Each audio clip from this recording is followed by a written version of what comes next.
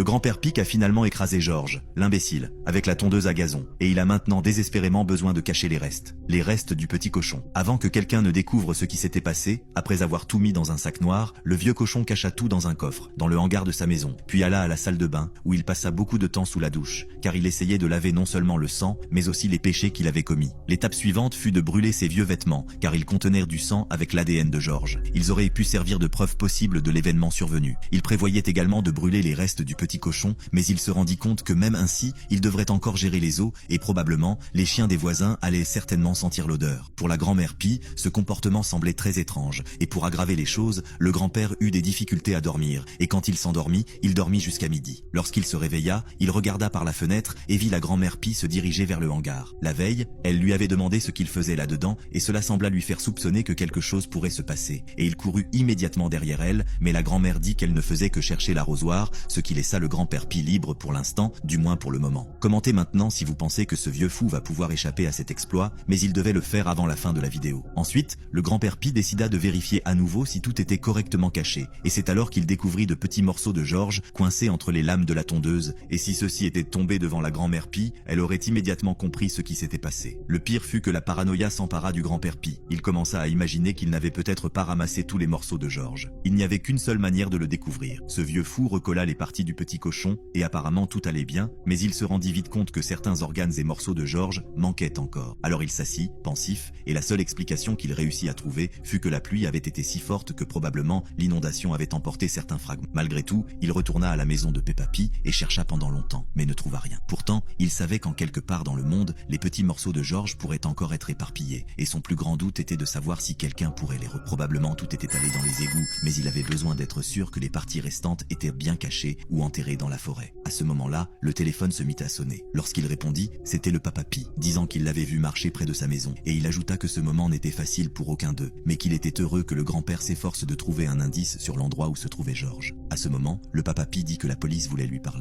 Le lendemain, la panique s'empara du vieux cochon. Il dut se rendre immédiatement dans la forêt, et il emporta même une petite réserve de nourriture et d'eau, car il voulait transporter les restes aussi loin que possible. Le voyage fut long, car il marcha toute la journée, au point que ses jambes étaient épuisées, jusqu'à atteindre un endroit totalement inconnu. Le cochon était si fatigué qu'il pouvait à peine creuser un trou, et en arriva au point de devoir préparer un endroit pour dormir.